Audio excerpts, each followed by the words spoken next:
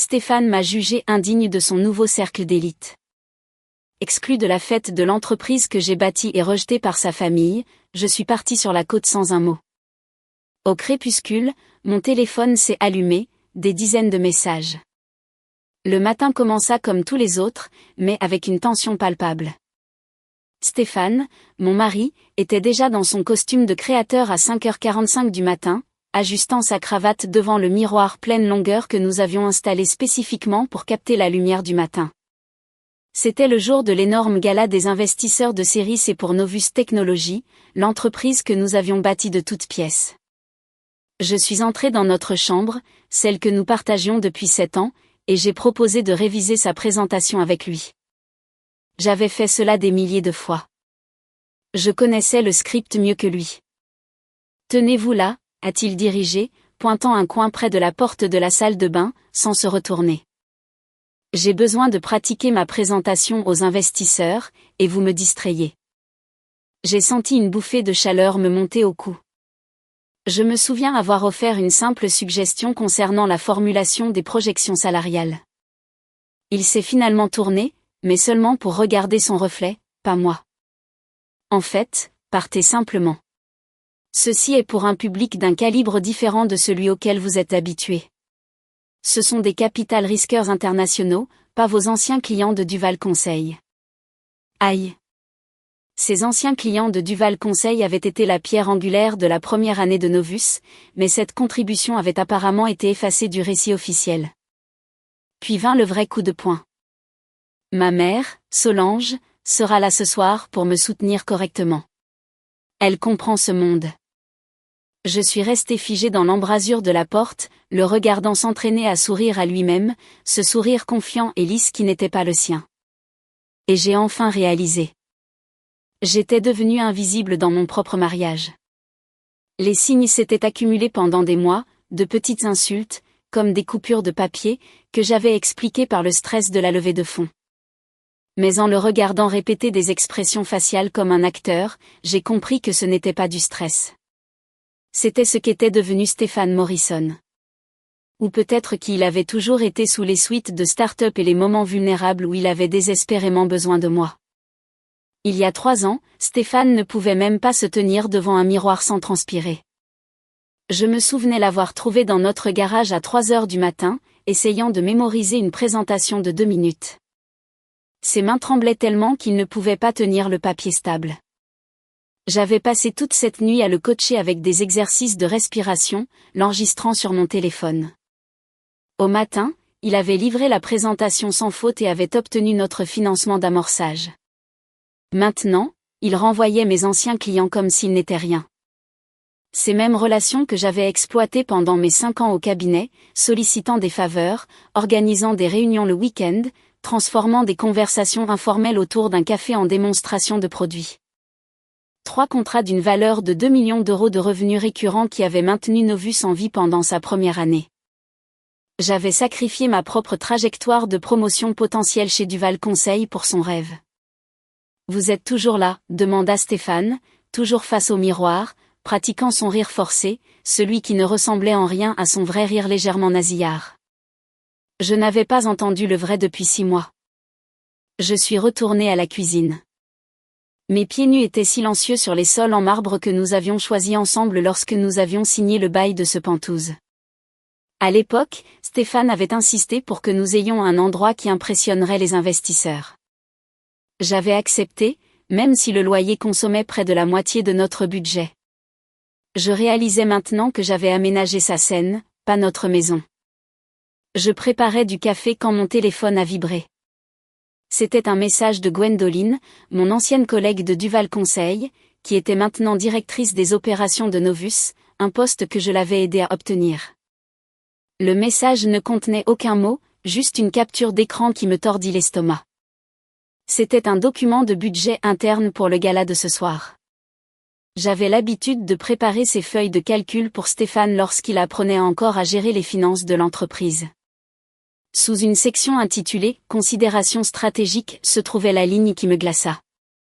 Optimisation de la participation, présence des conjoints limités aux membres du conseil d'administration et au cadre supérieur répondant à des critères spécifiques. Et puis la note en dessous, spécifique et vicieuse, Lena Morrison ne correspond pas au positionnement actuel de l'entreprise. Se référer à l'avis du conseil familial.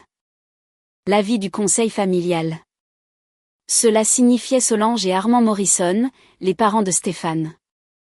Les mêmes personnes qui avaient passé la première année de Novus à l'appeler le coûteux passe-temps de Stéphane et à suggérer qu'il retourne à la faculté de droit. Ils n'avaient changé d'avis que lorsque le financement de série B avait été obtenu. Et soudain, leur fils valait 20 millions d'euros sur le papier. Maintenant, ils le conseillaient sur le conjoint qui remplissait les critères pour un événement d'entreprise. J'ai pensé à notre bureau dans le garage où Novus était né. La table de camping que nous utilisions comme bureau. Le matelas gonflable que nous avions gonflé lorsque nous étions trop épuisés pour rentrer chez nous en toute sécurité après des sessions de codage de 18 heures. J'avais écrit la moitié du code initial de la plateforme tandis que Stéphane se concentrait sur l'architecture. Mes contributions étaient intégrées à chaque ligne du produit qui l'avait rendu riche. J'ai apporté le document à l'îlot de cuisine, fixant la preuve froide et dure. C'était délibéré. Ce n'était pas une question de stress ou de distraction. C'était une décision d'entreprise. J'ai appelé Gwendoline immédiatement. Elle a répondu dès la première sonnerie, sa voix basse et prudente. « Lena, je suis tellement désolée », a-t-elle murmuré. « Je viens de voir la liste finale des participants. Je n'arrive pas à croire qu'ils vous fassent ça. C'est stratégique, me suis-je entendu dire, faisant écho au jargon corporatif de Stéphane. Apparemment, je ne projette pas la bonne image pour les capital risqueurs internationaux. C'est n'importe quoi, et vous le savez. Vous avez bâti la moitié de cette entreprise. Vos contacts ont apporté les premiers revenus. Bon sang, vous avez appris à Stéphane à lire un bilan à travers la porte de la chambre. J'entendais Stéphane pratiquer sa présentation en arrière-plan, sa voix portant la confiance artificielle qu'il avait apprise grâce à un coaching exécutif coûteux. Novus Technologies représente l'avenir des solutions de plateforme intégrées, a-t-il déclaré à son reflet. Il n'y avait plus l'homme qui avait autrefois décrit notre entreprise comme essayant de rendre les logiciels d'entreprise ennuyeux un peu moins ennuyeux. J'ai baissé la voix. Gwendoline, tout le monde à l'entreprise sait que je ne suis pas invitée ce soir? Le silence me dit tout. Le bruit d'une tasse qui s'entrechoquait en arrière-plan. L'équipe de direction est au courant. Stéphane l'a annoncé lors de la réunion de leadership d'hier. Il a dit que c'était une décision stratégique prise en consultation avec le conseil d'administration et les conseillers familiaux. Conseillers familiaux. C'était encore là. J'avais été évaluée par un comité et trouvée insuffisante. Les mots de Gwendoline flottaient dans l'air alors que je reposais mon téléphone. L'humiliation n'était plus privée. C'était une politique d'entreprise. J'ai passé les 2 heures suivantes dans un état second. J'ai essayé de faire la lessive, mais j'ai mis la même charge dans la machine à laver 3 fois. J'ai essayé de payer une facture, mais je n'arrêtais pas de taper le mauvais numéro de compte. J'ai ressenti un besoin intense de quitter le Penthouse, de sortir simplement de la scène que j'avais aidé à construire pour lui. À 14 heures, le silence du Penthouse me criait dessus. Je me suis habillée avec soin dans ma meilleure tenue d'affaires. Le tailleur anthracite que j'avais porté lors de la clôture de notre série B. J'ai conduit jusqu'au siège de Novus. Le bâtiment brillait sous le soleil de l'après-midi, tout de verre et d'acier, ambitieux.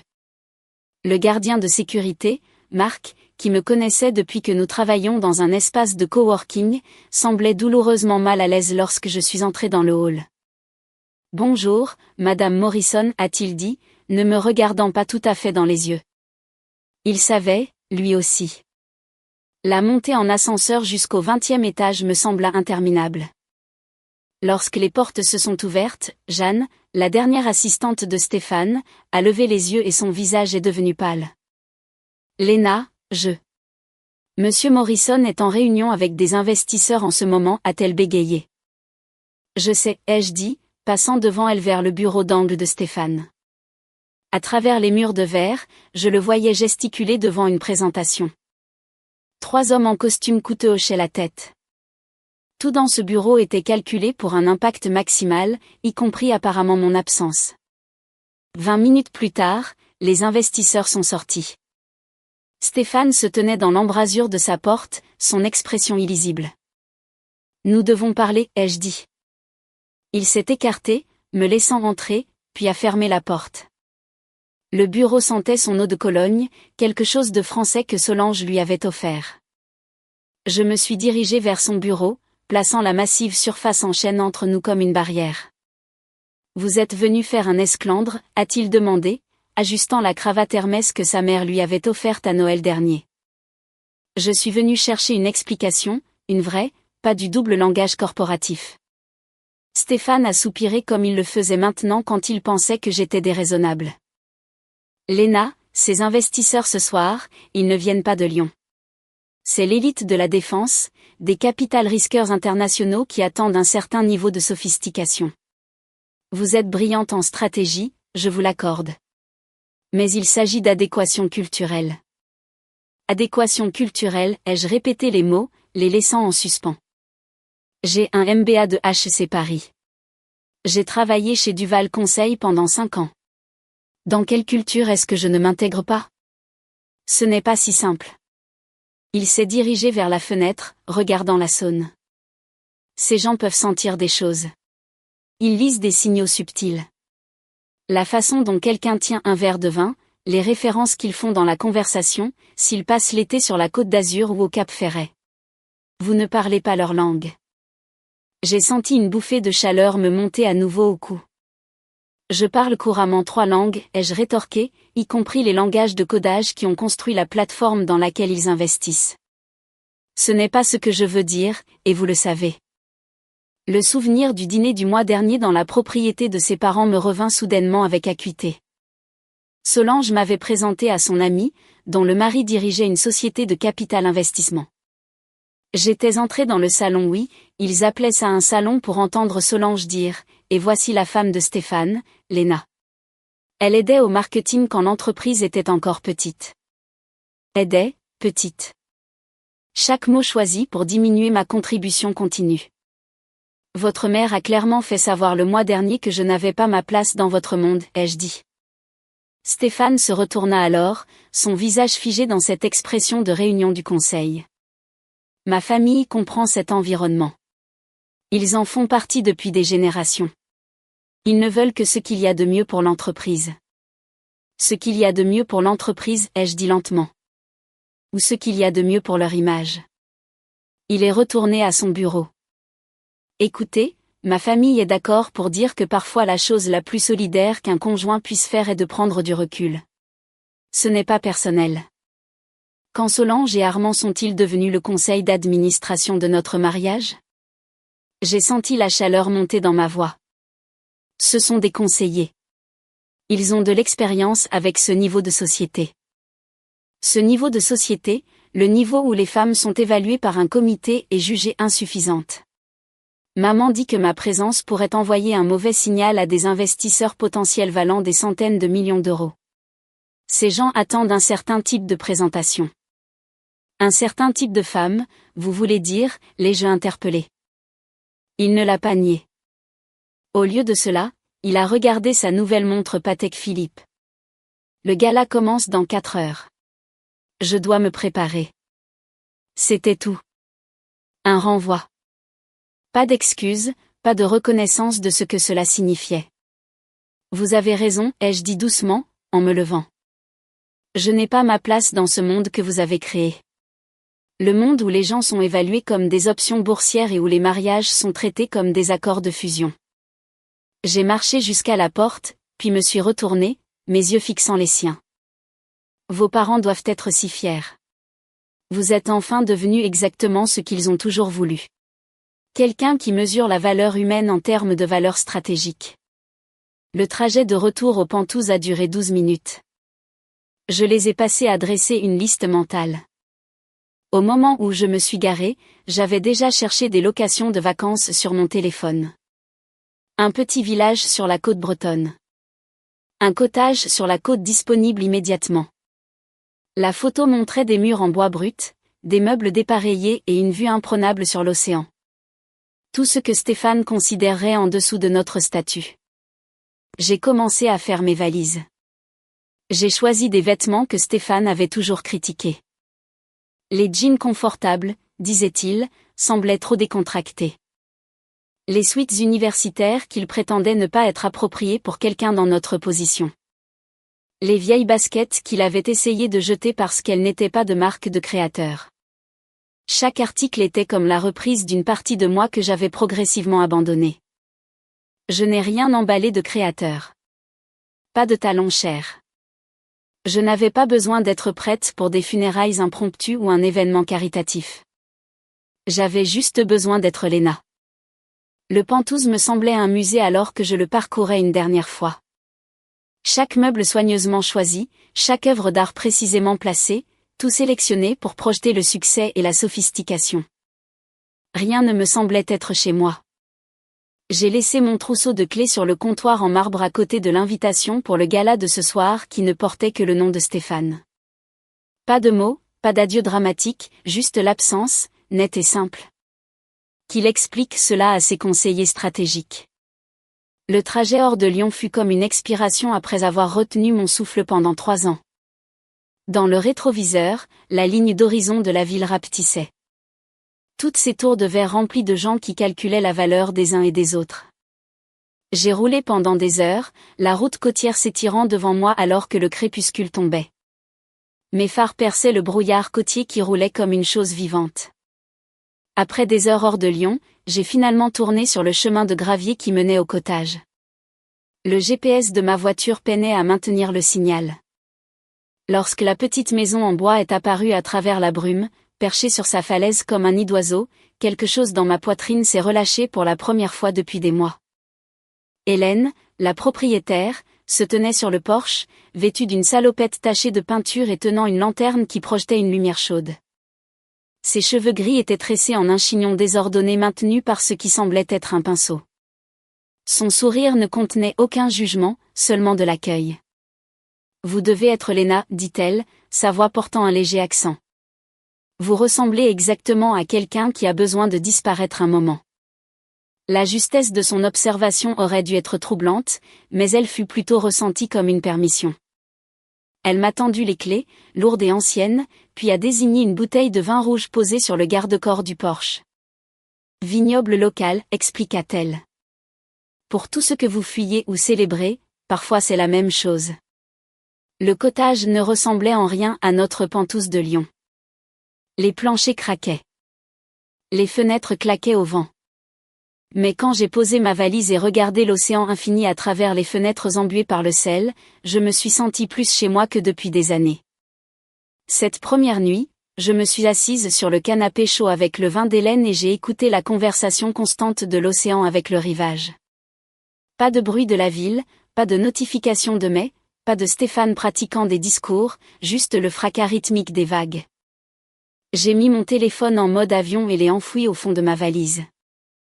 Le lendemain matin arriva avec un soleil agressif et le son des mouettes qui se disputaient. J'ai fait du café dans l'ancienne cafetière à filtre, du genre qui nécessitait une véritable attention au lieu de simplement appuyer sur un bouton, et j'ai porté ma tasse sur la terrasse.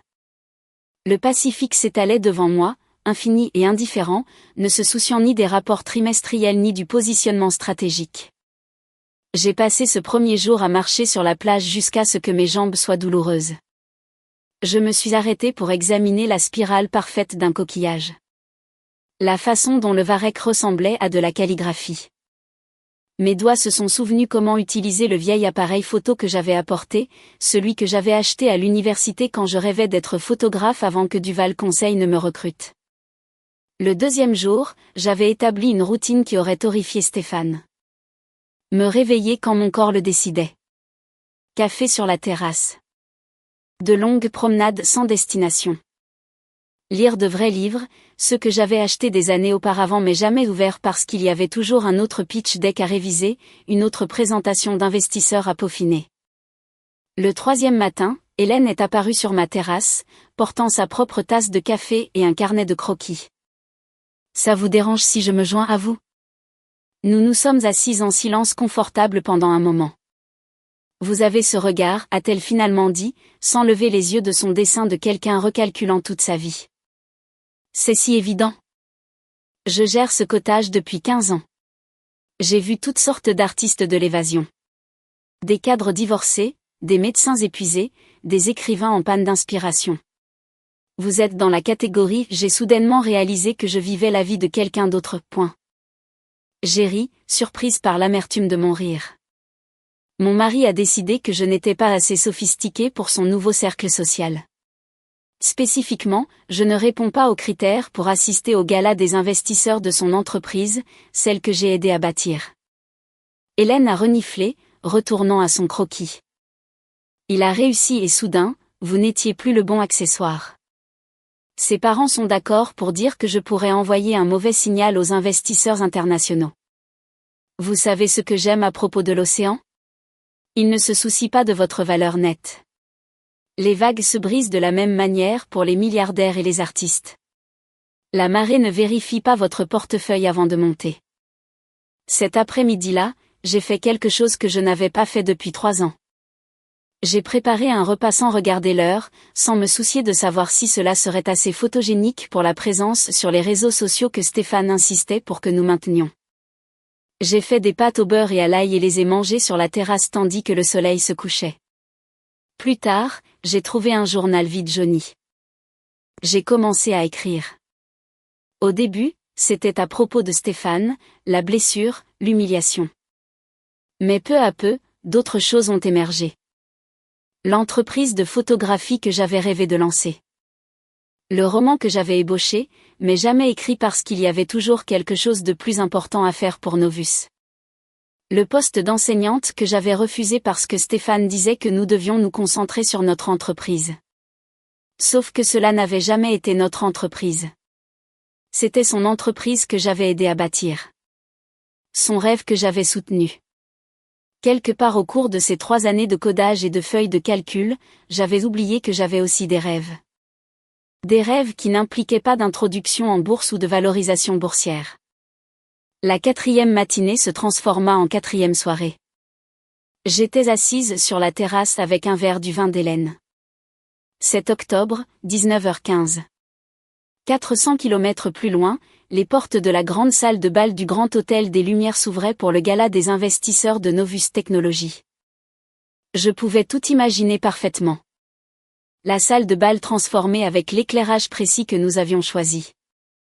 Les arrangements floraux du fournisseur que j'avais recherché, les cocktails signatures que j'avais suggérés basés sur les préférences des investisseurs allemands que j'avais découvertes grâce à une enquête minutieuse de leurs événements précédents. Chaque détail portant mon empreinte invisible alors que ma présence réelle avait été jugée inappropriée. Mon téléphone était posé face contre terre sur la table en bois, toujours en mode avion. Mais la curiosité, ce terrible défaut humain, commença son démangeaison familière. Et si quelque chose avait mal tourné avec le traiteur ? Et si la présentation de Stéphane avait des difficultés techniques ? À 19h43, j'ai allumé mon téléphone. L'écran s'est immédiatement illuminé. Le son des notifications est devenu un bourdonnement continu alors que les messages affluaient plus vite que l'appareil ne pouvait les traiter. 26 appels manqués, 42 SMS, 17 emails marqués urgents. Le téléphone est même devenu chaud dans ma main. Le nom de Gwendoline dominait les appels manqués. Ces SMS ont commencé de manière professionnelle et ont sombré dans le chaos. Léna, veuillez appeler quand vous recevez ceci. Quelque chose s'est passé avec les investisseurs allemands. Stéphane a besoin que vous appeliez immédiatement. Appelez-moi maintenant. Tout est en train d'imploser. Où êtes-vous ? C'est insensé. Les investisseurs partent. Stéphane est en train de s'effondrer. Puis quelque chose qui m'a fait me redresser.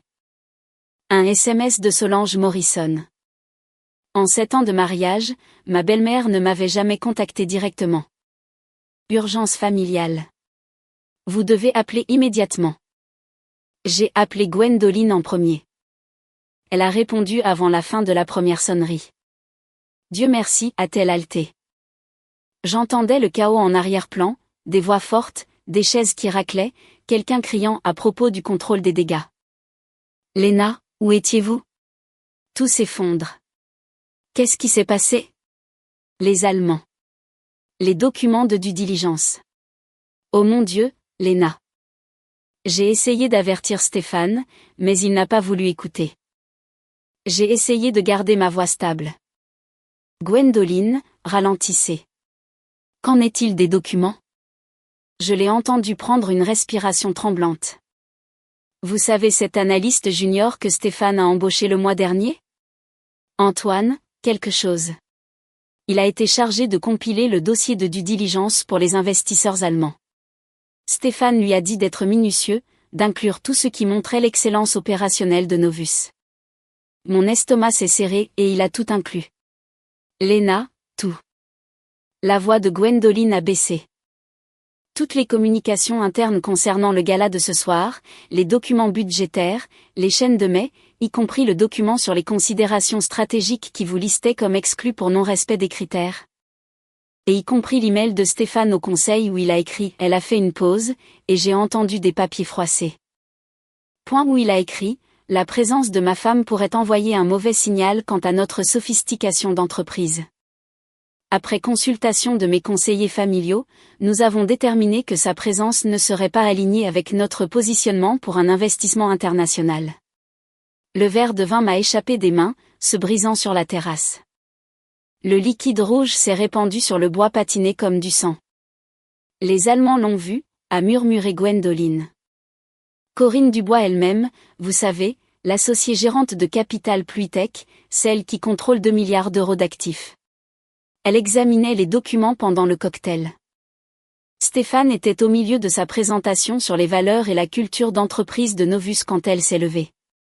Elle s'est levée devant tout le monde, Léna, 200 personnes, tous les principaux investisseurs, tout le conseil.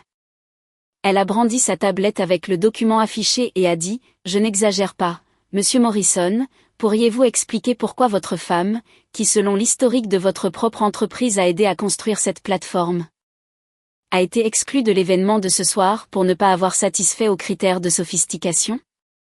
Je me suis effondrée dans la chaise longue, mes jambes soudain incapables de me soutenir. La pièce est devenue silencieuse, a poursuivi Gwendoline. Stéphane a essayé d'expliquer, a dit que c'était sorti de son contexte, que c'était une décision mutuelle. Et puis Corinne a dit mon Dieu, tout le monde l'a entendu, nous n'investissons pas dans des entreprises dont la direction traite les gens comme des passifs stratégiques. Si c'est ainsi que vous valorisez la personne qui vous a aidé à bâtir votre entreprise, comment traiterez-vous les autres parties prenantes lorsque cela vous conviendra? Elle a dit ça dans le microphone. Ces mots ont résonné dans la salle de bal.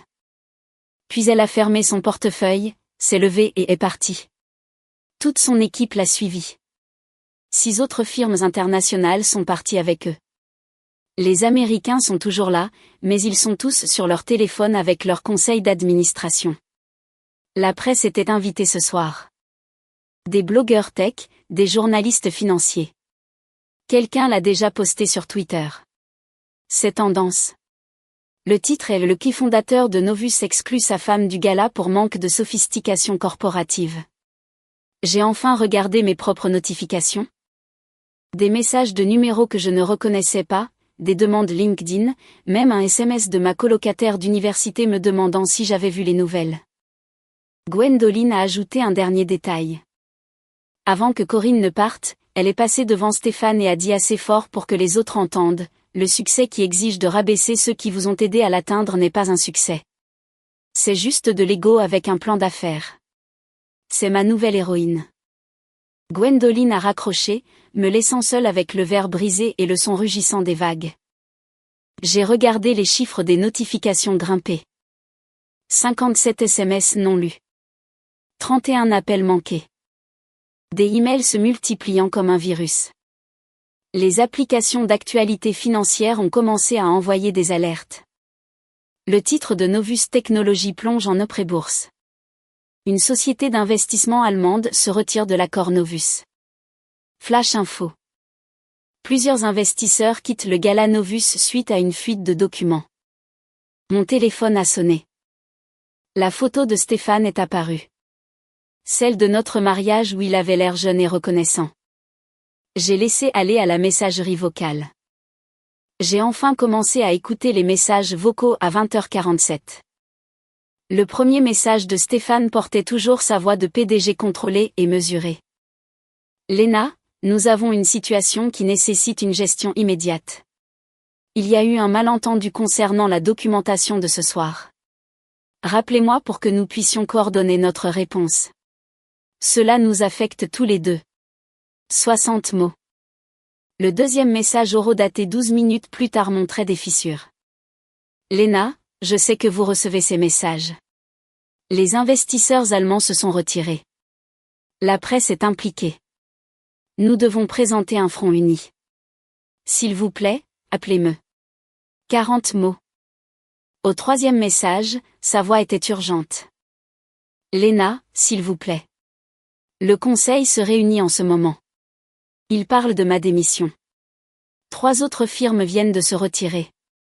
C'est 280 millions d'euros d'engagement qui ont disparu.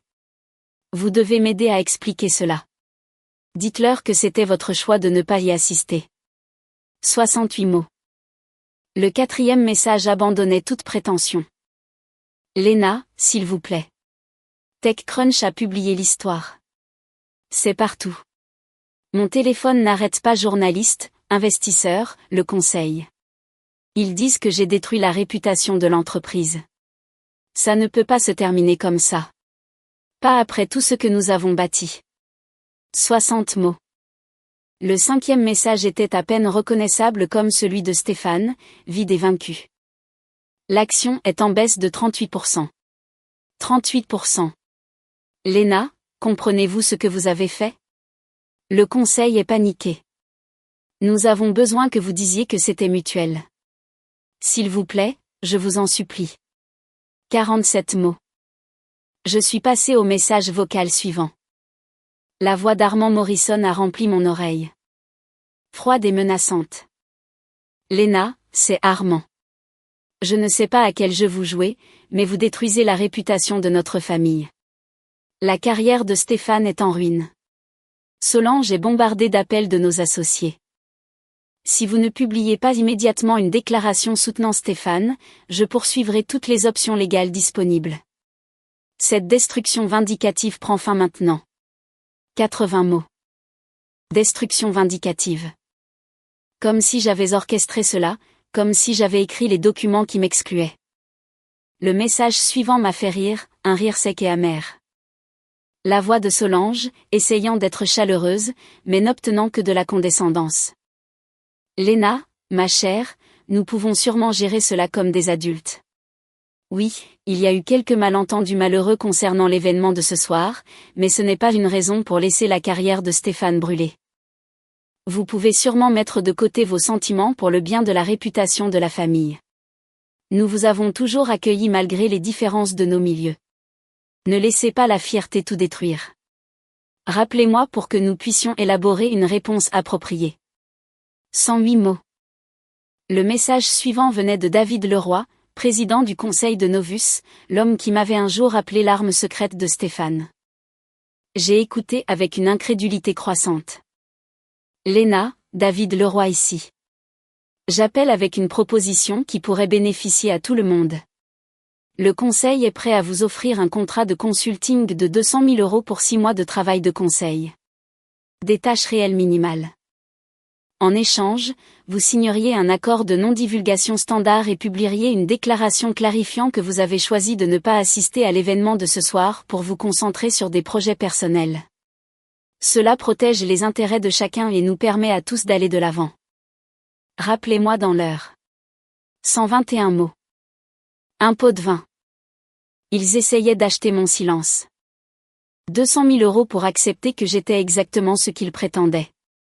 Inutile, peu sophistiquée, mieux vaut absente. Je suis restée là, regardant les chiffres grimper. Des emails de Forbes, du Wall Street Journal, de Bloomberg. Chaque journaliste sentait le sang dans l'eau. La batterie de mon téléphone est passée de 60 à 40% juste en traitant les messages entrants. À travers tout cela, j'ai regardé l'océan. Il a continué son rythme ancien, complètement indifférent à l'implosion qui se produisait à 400 km de là. Les vagues se brisaient et se retiraient, indifférentes aux cours boursiers et aux réputations d'entreprise. Un autre message vocal de Stéphane. Sa voix était vide, vaincue. Lena, Les autres investisseurs partent. Tous. Le gala entier se termine 2 heures plus tôt. Maman et papa sont partis sans dire au revoir. Je me tiens dans une salle de bal vide qui nous a coûté 40 000 € à louer. S'il vous plaît, dites-moi simplement ce que vous voulez. Que faudra-t-il pour que vous m'aidiez? Que voulais-je? La question semblait trop vaste. Je voulais récupérer les 3 dernières années. Je voulais le mari qui avait pleuré de joie quand notre premier client avait signé. Je voulais la vie que nous avions planifiée avant que le succès n'ait réécrit toutes nos définitions. J'ai réalisé que je ne voulais rien de Stéphane, ni de sa famille, ni de Novus Technologies. Je ne voulais pas d'excuses ou du contrat de consulting que David Leroy avait agité comme une carotte. Je ne voulais même pas de vengeance. Pas vraiment, parce que la vengeance exigeait de se soucier du résultat. Je voulais le silence. Ils voulaient que je participe à leur panique. Chaque appel, chaque SMS, chaque message vocal était une invitation à rejoindre leur chaos, à les aider à gérer les conséquences des décisions qu'ils avaient prises concernant ma valeur. Même le pot de vin de David supposait que je pouvais être ramené dans leur récit pour le bon prix. J'ai appuyé sur le bouton d'alimentation et l'ai maintenu jusqu'à ce que l'écran s'éteigne. Puis j'ai fait quelque chose que je n'avais pas fait depuis l'université, avant que les smartphones ne deviennent des extensions de nos corps.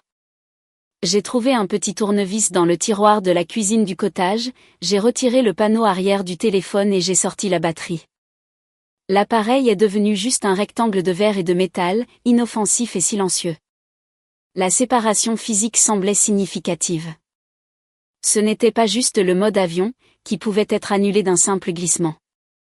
Cela exigeait une action délibérée pour inverser une barrière entre moi et la tentation de vérifier juste un message de plus, d'être témoin de l'effondrement continu de tout ce qu'il avait bâti tout en m'en excluant. Je me suis assise là, regardant la lumière s'estomper sur le Pacifique. J'avais choisi le silence au lieu de l'engagement. J'avais choisi la paix au lieu de la panique. Je veux que vous compreniez toutes et tous que ce fut le moment crucial. Ce fut mon choix de me reprendre en main. Si vous écoutez toujours à ce stade, aidez-moi s'il vous plaît en aimant cette vidéo et en commentant le chiffre ainsi dessous. Cela me fait savoir que vous êtes génial et que je comprends que vous m'accompagnez tout au long de ce voyage. Votre aide est un énorme encouragement et me réjouit vraiment. Veuillez commenter le chiffre 1 pour que je puisse vous reconnaître. Et maintenant, écoutez s'il vous plaît pendant que je continue de raconter mon histoire.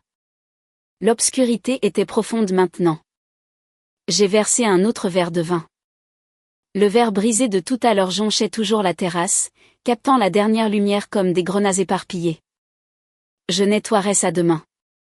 Ce soir, je voulais juste m'asseoir avec ce soulagement étrange et troublant. Vers minuit, j'ai entendu des pas sur le chemin de gravier. Hélène est apparue, portant un thermos et vêtue d'un épais gilet par-dessus ses vêtements tachés de peinture. Elle a jeté un coup d'œil à mon visage, au téléphone démembré sur la table, et s'est installée sur l'autre chaise sans demander la permission. Mauvaise nouvelle ou bonne nouvelle, a-t-elle demandé, versant quelque chose de chaud et de parfumé de son thermos dans une tasse qu'elle m'avait apportée. J'ai réalisé que c'était une boisson aux herbes qui sentait le réconfort. Je ne suis pas encore sûre, ai-je dit honnêtement. Puis, parce que l'obscurité et sa présence rendaient l'honnêteté plus facile, j'ai ajouté: l'entreprise de mon mari vient de s'effondrer lors d'un gala auquel je n'étais pas invitée. Les investisseurs sont partis. Sa carrière est probablement terminée et je suis assise ici, ressentant quelque chose qui n'est pas tout à fait du bonheur mais pas de la tristesse non plus. Du soulagement, a simplement dit Hélène. Vous ressentez du soulagement. Je l'ai regardée, cette femme que je connaissais depuis moins d'une semaine et j'ai senti les larmes monter. Pas les larmes chaudes et en colère que j'avais versées à Lyon, mais des larmes plus fraîches, presque purificatrices. Je devrais me sentir terrible, ai-je dit. Je devrais vouloir l'aider, ou du moins avoir pitié de lui. Mais je n'arrête pas de penser à quel point il fait calme ici. À quel point l'océan ne se soucie de rien de tout ça. Hélène est restée silencieuse un instant, sirotant son thé. Puis elle a dit: j'ai quitté un cabinet d'avocats il y a 15 ans. Une firme White Shaw à la Défense où j'avais passé une décennie à travailler 100 heures par semaine. Je venais de leur faire gagner leur plus grande affaire, une entreprise pharmaceutique. 9 chiffres en jeu. Elle a fait une pause et j'ai pu voir le souvenir se dessiner sur son visage. Je pensais que c'était une question d'association. On m'avait promis la voie. Au lieu de cela, l'associé gérant m'a dit que je n'étais pas matériel d'associé. Il a dit que j'étais brillante au tribunal, mais que je manquais du raffinement et de la présentation que leurs clients attendaient. Trop intense, trop concentrée sur le travail au lieu de la performance. Il a suggéré que je serais peut-être plus heureuse dans un cabinet plus petit où les attentes étaient différentes. Après que vous ayez gagné des millions, ai-je dit, après que j'ai gagné des millions, a-t-elle confirmé.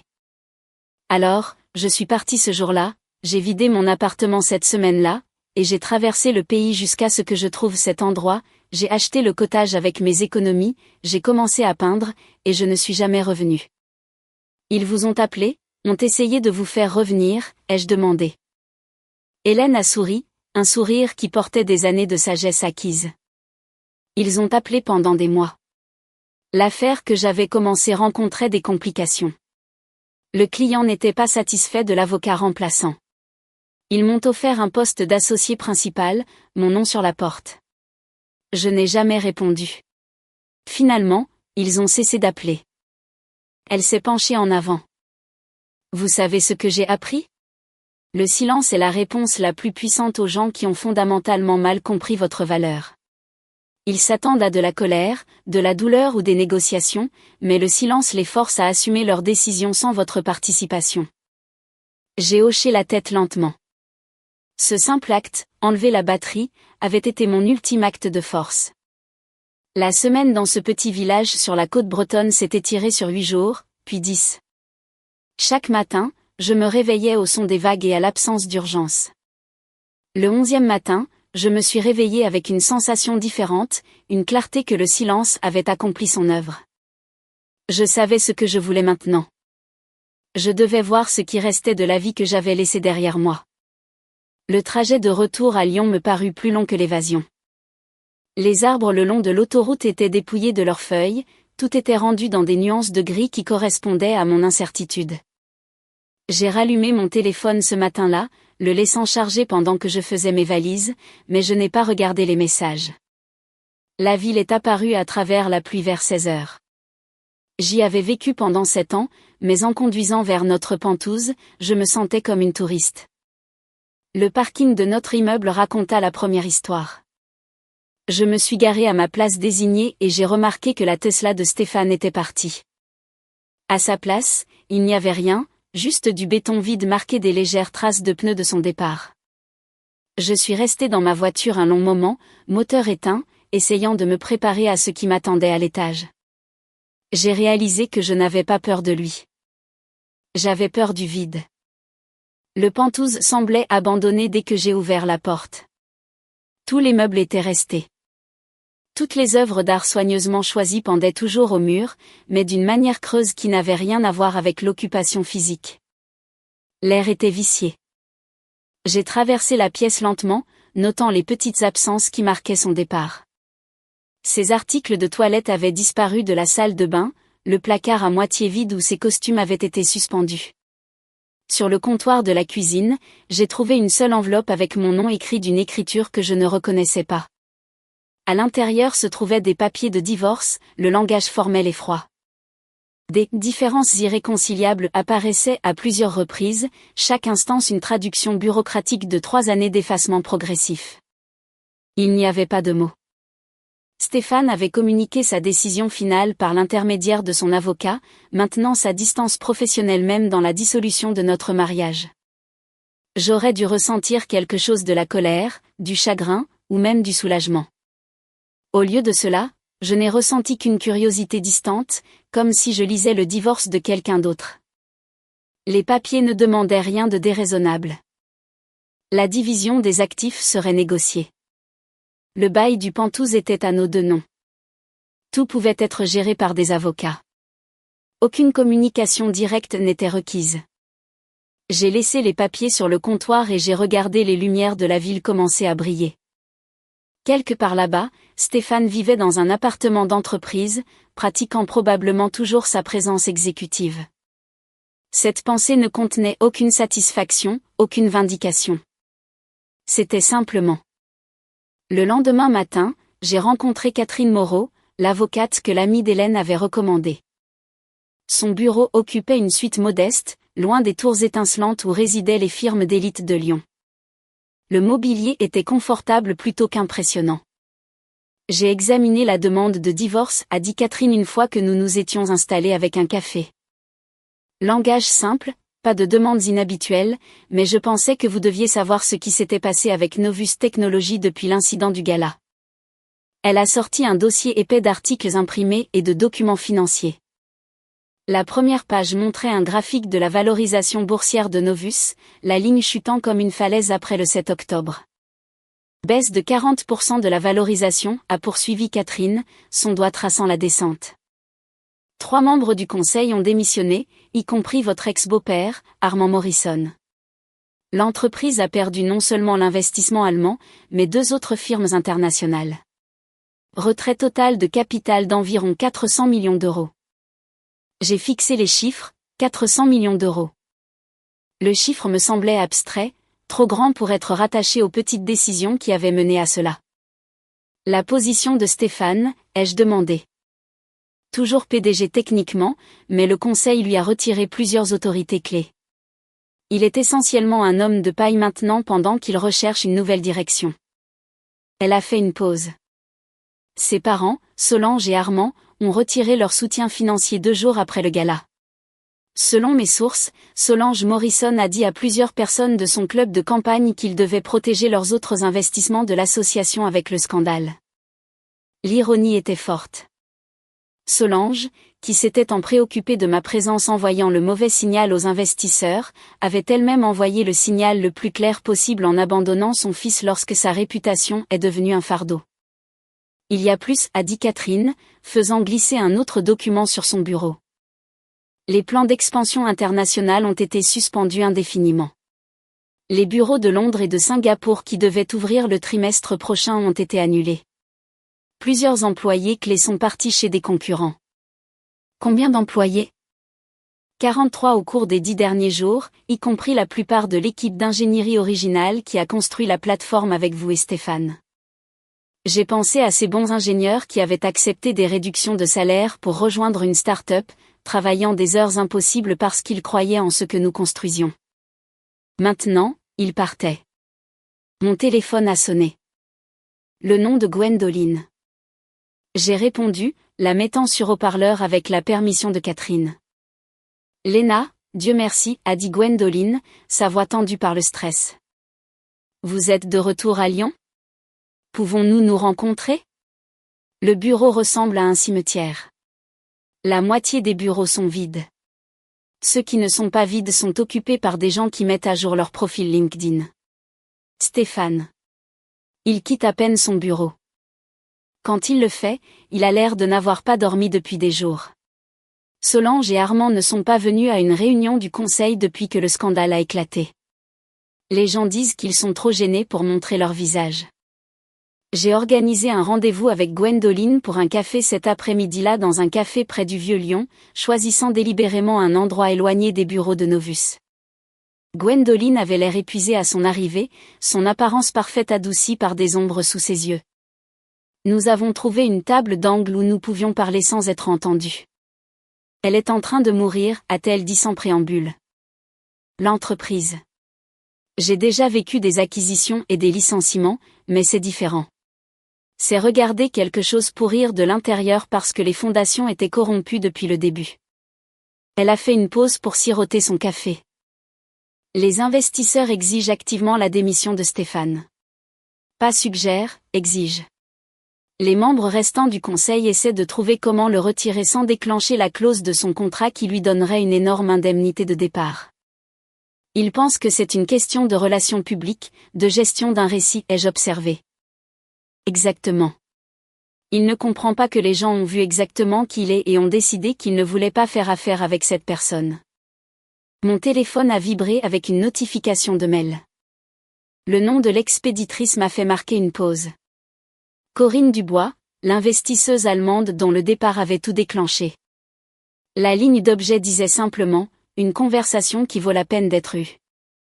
Je l'ai ouvert pendant que Gwendoline regardait, curieuse. Le message était bref et direct. Mademoiselle Morrison, j'espère que ce message vous trouve bien. Je voulais vous contacter personnellement suite aux événements du 7 octobre. J'ai suivi votre carrière et vos contributions à Novus Technologies, et je crois que vous avez été systématiquement effacé d'un récit que vous avez aidé à créer. J'aimerais discuter du financement d'une société de conseil sous votre direction. Quiconque a aidé à bâtir une entreprise à partir de rien tout en étant diminué à chaque étape mérite la chance de bâtir quelque chose où sa valeur est reconnue. Je serai à Lyon la semaine prochaine si vous êtes disponible pour une rencontre. Je l'ai lu 2 fois, puis je l'ai montré à Gwendoline, qui l'a lu une fois et a éclaté de rire le son légèrement hystérique de quelqu'un qui attendait une bonne nouvelle dans un désert de catastrophe. Oh mon Dieu, a dit Gwendoline, essuyant une larme de son œil. Corinne Dubois veut vous financer. Elle contrôle 2 milliards d'euros d'actifs. Elle ne fait pas d'offres occasionnelles. L'email est resté sur l'écran de mon téléphone, brillant de possibilités. Quelque part à travers la ville, Stéphane passait des appels désespérés qui restaient sans réponse. Son empire s'effondrait sous le poids de décisions prises en consultation avec des conseillers familiaux qui avaient valorisé la sophistication plutôt que la substance. Et ici, dans un modeste café, loin des tours d'ambition, quelqu'un m'offrait la chance de bâtir quelque chose de nouveau, quelque chose où ma valeur n'aurait pas besoin d'être défendue parce qu'elle serait fondamentale aux fondations. J'ai regardé Gwendoline, puis de nouveau l'email, et j'ai senti quelque chose bouger en moi. Pas de vengeance, pas de vindication, juste la reconnaissance silencieuse que parfois, la réponse la plus élégante à l'effacement est de devenir impossible à ignorer. J'ai tapé ma réponse là, dans le café, mes pouces se déplaçant sur l'écran du téléphone pendant que Gwendoline regardait avec une excitation à peine contenue. Le message était simple, professionnel, acceptant son offre de rencontre la semaine suivante. Quand j'ai appuyé sur envoyer, Gwendoline a tendu la main sur la table et a serré la mienne. La rencontre avec Corinne a eu lieu dans une salle de conférence d'hôtel surplombant la Saône, en terrain neutre. Elle est arrivée exactement à l'heure, sa présence imposante sans être agressive, vêtue d'un tailleur qui témoignait de la qualité plutôt que de l'ostentation. « Merci de m'avoir rencontré », a-t-elle dit. J'ai fait mes recherches sur vos contributions à Novus Technologies, l'architecture initiale de la plateforme, la stratégie d'acquisition de clients entreprises, le financement relais qui a maintenu l'entreprise en vie. Au 6e mois, tout documenté dans les premiers dépôts avant que quelqu'un ne décide d'éditer le récit. Elle a fait glisser un dossier sur la table. À l'intérieur se trouvaient des copies de documents dont j'avais presque oublié l'existence, des premières présentations aux investisseurs avec mon nom listé comme cofondatrice, des chaînes de mails montrant mes contributions techniques. Même une photographie de Stéphane et moi ensemble dans notre bureau de garage. C'est qui vous étiez avant d'être effacé, a poursuivi Corinne. Je veux financer la société de conseil qui vous permettra d'être à nouveau cette personne. Non pas au service de la vision de quelqu'un d'autre, mais en construisant la vôtre. 6 mois plus tard, je me tenais dans mon nouveau bureau au 7e étage d'un immeuble à la Confluence, loin des tours du centre-ville. L'espace était modeste, 3 pièces avec de grandes fenêtres donnant sur la confluence du Rhône et de la Saône. Mon nom était sur la porte en lettres simples, Morrison Conseil Stratégique. J'avais gardé le nom de famille de Stéphane, non par sentimentalité, mais parce qu'il était toujours légalement le mien, et le changer aurait ressemblé à lui accorder plus d'attention qu'il n'en méritait.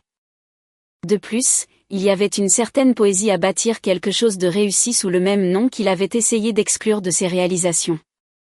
Le cabinet a été lancé discrètement en avril. Corinne avait tenu parole, fournissant un financement d'amorçage et me connectant avec des fondateurs qui valorisaient la substance plutôt que la performance. En 2 mois, j'avais 3 clients majeurs. Le premier était une start-up de biotechnologie fondée par une femme, une entreprise développant des outils de diagnostic. La fondatrice, la docteure Sarah Lebrun, a dit qu'elle avait besoin de quelqu'un qui comprenait ce que signifiait construire quelque chose de réel tout en étant entourée de personnes plus intéressées par les apparences.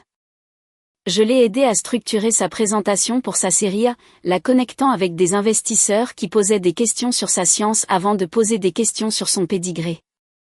Le deuxième client est venu par l'intermédiaire de Gwendoline, qui avait finalement quitté Novus en mars. Elle a rejoint une start-up fintech en phase intermédiaire et m'a recommandé à leur PDG, qui avait besoin d'aide pour gérer l'expansion sans perdre la culture qui les avait rendus performants. Je les ai aidés à prendre de l'ampleur sans sacrifier les valeurs qui avaient attiré leurs premiers employés. Le troisième était une organisation à but non lucratif axée sur l'éducation technologique pour les communautés mal desservies. Un travail modestement rémunéré mais important d'une manière que Novus n'avait jamais été. La directrice exécutive m'a dit qu'elle voulait quelqu'un qui comprenait que l'impact n'était pas toujours mesuré en valorisation et en stratégie de sortie. Mon bureau était meublé simplement. Un bureau solide que j'ai trouvé lors d'une vente aux enchères, des chaises confortables pour les clients, des étagères contenant des textes sur la stratégie et le leadership aux côtés de romans. Sur un mur étaient accrochées plusieurs des peintures abstraites vibrantes d'Hélène, un rappel de ce petit village sur la côte bretonne. Mais la pièce la plus importante se trouvait sur mon bureau dans un cadre simple, une photographie que j'avais prise cette nuit d'octobre, le coucher de soleil sur le Pacifique, brillant comme une braise. L'image ne contenait pas de personne, pas de logo d'entreprise, pas de marqueur de succès ou d'échec. Je regardais cette photo tous les matins. C'était un rappel que la forme la plus élégante d'aller de l'avant n'était pas dramatique ou calculée. C'était simplement construire quelque chose de vrai. Pendant que d'autres découvraient les conséquences de leurs propres choix, des nouvelles de Stéphane me parvenaient occasionnellement par des canaux professionnels, le genre d'informations qui circulaient dans la communauté tech de Lyon. Il restait PDG de Novus Technologies, bien que l'entreprise qu'il dirigeait ressemblait peu à ce que nous avions bâti ensemble. La valorisation s'était stabilisée à environ 40% de son pic. Les plans d'expansion internationale restaient suspendus. En mai, Gwendoline m'a transféré une annonce de Lyon Actualité avec un seul mot de commentaire. Waouh! Stéphane était fiancé à Vanessa Fournier, fille d'une famille lyonnaise éminente dont la richesse précédait les booms technologiques. Solange avait été citée dans l'annonce décrivant Vanessa comme issue d'une bonne famille qui comprend vraiment notre monde. J'ai étudié la photo de fiançailles, cherchant des traces de l'homme que j'avais épousé. Stéphane se tenait dans son costume de créateur, Vanessa à ses côtés. Tous deux souriants, les sourires prudents de personnes qui comprenaient qu'elle se produisait devant un public. Il avait obtenu tout ce qu'il semblait vouloir, le bon type d'épouse, le titre de PDG, l'approbation qualifiée de sa mère. Mais l'image contenait un vide que même la photographie professionnelle ne pouvait masquer. Selon les sources de Gwendoline, Stéphane allait toujours au bureau tous les jours, portait toujours ses cravates Hermès. Mais il dirigeait une entreprise qui avait perdu son élan et son âme. La culture innovante que nous avions cultivée à l'époque avait été remplacée par une aversion prudente au risque. La position sociale de la famille Morrison avait changé, causant à Solange une détresse particulière.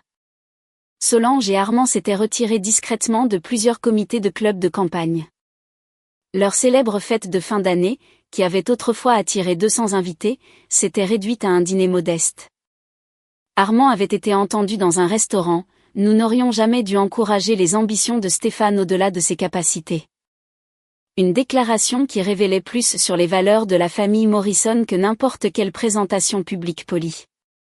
Quand le succès était assuré, ils avaient revendiqué le mérite de la vision de Stéphane. Quand il affaiblit, ils lui ont reproché d'avoir dépassé sa position. La famille qui m'avait jugée insuffisamment sophistiquée était elle-même devenue prudente quant aux apparitions publiques. Je me suis détournée de mon ordinateur et j'ai regardé la confluence du Rhône et de la Saône, observant un ferry traverser l'eau. Mon téléphone était posé sur le bureau à côté de la photographie de ce petit village sur la côte bretonne, silencieux sauf pour les appels professionnels légitimes. Pas de messages vocaux désespérés, pas de panique. Hélène était venue le mois dernier. Elle avait traversé le bureau et avait dit simplement, « Vous l'avez fait. Vous avez construit quelque chose qui est vraiment à vous. » J'avais appris quelque chose d'important pendant cette semaine sur la côte. La vengeance la plus élégante n'était pas planifiée ou exécutée avec une stratégie minutieuse. Il ne s'agissait pas de faire souffrir quelqu'un. C'était plus simple que cela. C'était construire une vie si solidement ancrée dans ses propres valeurs que les jugements des autres devenaient insignifiants. C'était trouver la paix dans la distance entre ce qu'ils avaient décidé que vous étiez et ce que vous étiez réellement devenu. Stéphane avait son titre et sa fiancée appropriée et l'approbation qualifiée de sa mère. Il portait ses costumes de créateur à un bureau qui devenait plus vide chaque trimestre, ayant gagné l'apparence du succès tout en perdant tout ce qui le rendait significatif. Et je m'asseyais dans mon modeste bureau, aidant les fondateurs à se souvenir que les personnes qui construisent l'échelle méritent aussi de la gravir. Travaillant avec des clients qui valorisaient la substance plutôt que la sophistication, construisant quelque chose qui semblait vrai. L'océan ne se souciait pas des cercles d'élite ou du positionnement stratégique. Il gardait juste son rythme ancien. Indifférent à l'ambition humaine. J'avais appris à porter cette indifférence en moi. Non comme de la froideur, mais comme de la liberté. La liberté de construire sans performer. De réussir sans diminuer les autres. De trouver la paix en étant simplement suffisante exactement telle que j'étais.